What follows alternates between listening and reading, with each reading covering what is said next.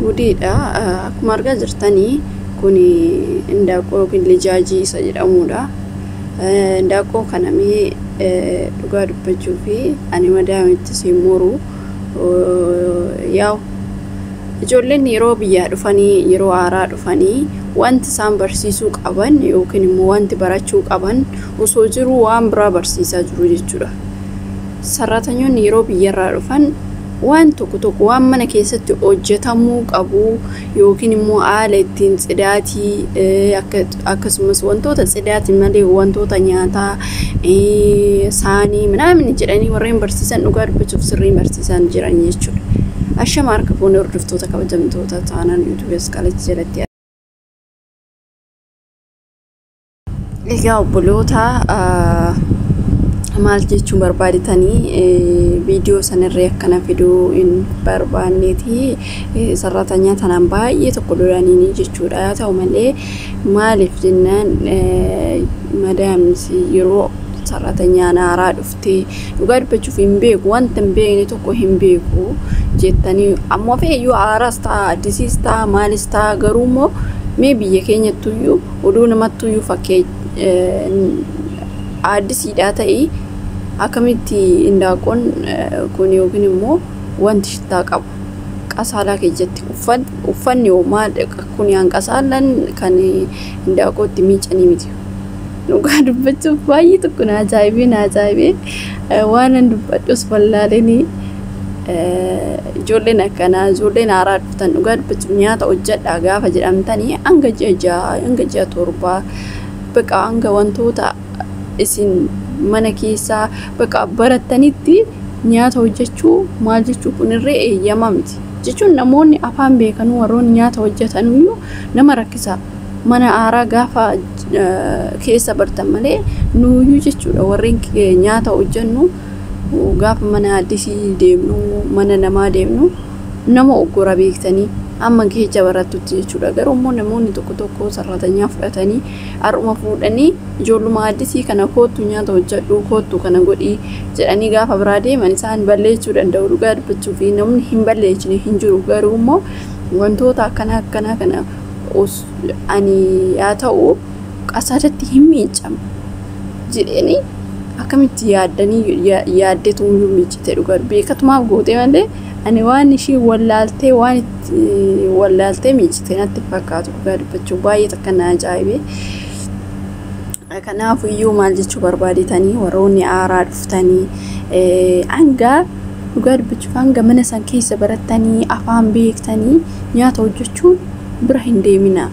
Kun dirqama keessan illee miti hanga barattanitti nyaata hojjedhaa gaafa amma micitee wayitii olluma kanatti sarraatanyaa iffidettee jechuudha. Yeroo fiddu kanatti niitiin illee nama addisiidhaa zeegaa biyya biraatii sarraatanyaa gaafa fudhattu sarraatanyaa fudhattee micitee fiddee gaafa fiddoo mucayyoo sun guyyaa lama dhugaa dubbachuuf achi ilaali jetteen nu bira fidde guyyaa tokko gaafa guyyaa lammataa seenii hojjedhu jetteen isheen micittiin waan ruuzii namna kana biyya keessatti hin beektu baadiyyaa keessatti hin beekamu jechuudha.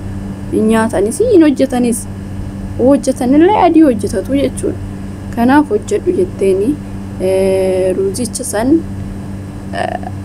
adii san hojjettee isuma bichaa hojjettee jechuudha. Haa ta'u malee ammas immoo geemaatii hojjedhu jetteeni geemaatii san dhugaa dubbachuu fi zayitii gaafa xabbastu micittii san fuulatti ani akkamitti geemaatii fa'aa dhugaa dubbachuu fi warroonni hoggaa meeqatama turaniyyuu warroonni biizaa waan akkasii nyaata tokko kan hin beekne hin jiru. Garuu ishiin haaraa dhuftee waa'ee biizaa waa'ee foxaayirii waan akkana kana hin beektu. Garuu immoo ishiin hojjedhu jetteeni ishiin seensistee hojjisiistee achi micittii suni zayitiin kun gara fuula ishiitti racaamee fuula ishii gubatee jechuudha.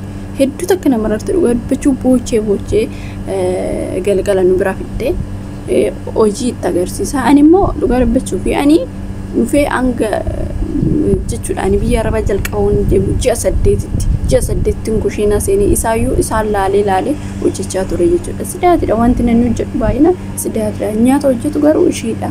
Gisee hojjetu immoo na yaamtii nan laala wantoota san laalee sirriitti baradheen malee zinjedhee akkuma naqeen kana hojjedhu tuksiidha jechuudha. Uffata tuksii biyyatti wantoota akkanaa kana waan an arguu fi nama hin dhibu jechuudha. Amma uffata tokko sun baay'inaan biyya keessarree waan jiruuf kun waan salphaadha waan ta'eef anillee yeroo sanitti hin beeku tuksii san kootu tokko sinaan jettee laakki jedhan didee jechuudha tuksii sanii.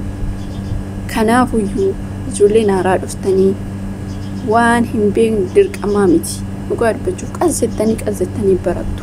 Kanaafuyyuu itti of cinqitanii wanta hin beekne hojjedhaa gaafa isiniin jedhan wallaaltanii giraa isin aggaabbaye sirriitti baradhaa.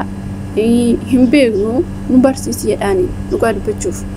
Kanaafuyyuu ijoolleen tokko sodaadhaaf jecha kun immoo waan hin taane irraan ga'uu danda'a.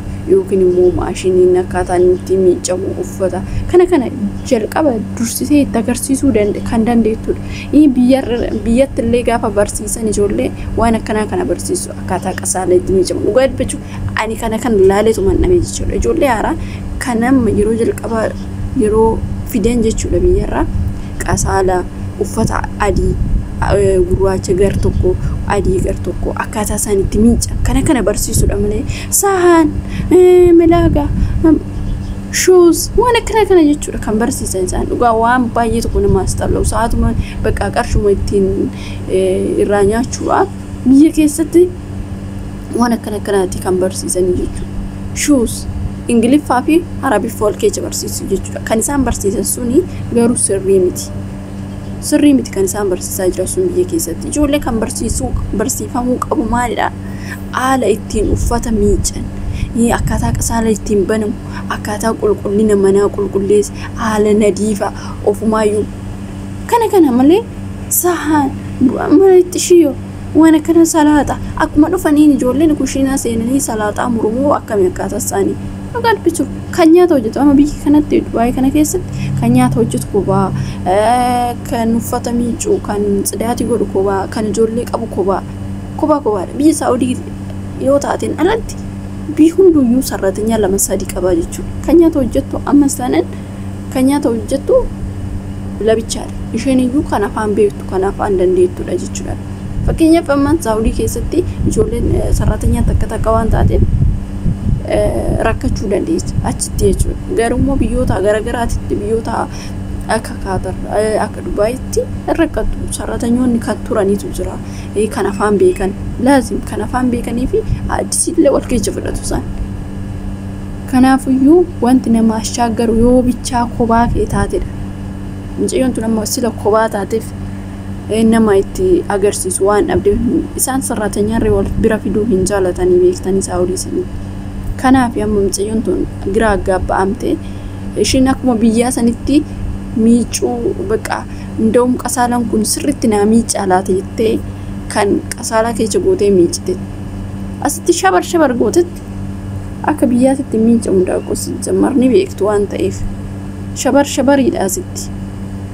Kana wanti barsiifamuu qabu waa biraa kan isaan barsiisan waa biraa kun waan waliif fakkaanne barsiisaa jiru jechuudha biyya keessatti kan biyyaa fiduudha kan amma ijoollee tana eenyudhaan gaa jiru jechuudha. Kanaafuyyuu ijoolleen keenya warreen haaraa dhuftanis warreen biyyarraa asis jirtanii jechuudha. Warra jiran ni jiru warri biyyarraa dhufan garuu wanti isaan barachuu qaban wanti isaan barsiisuu qaban maali wantoota nama dhibamu akkaataa ittiin qasaalaa ittiin banan akkaataa ittiin cufamu akkaataa ittiin uffanni tokkofamu kana malee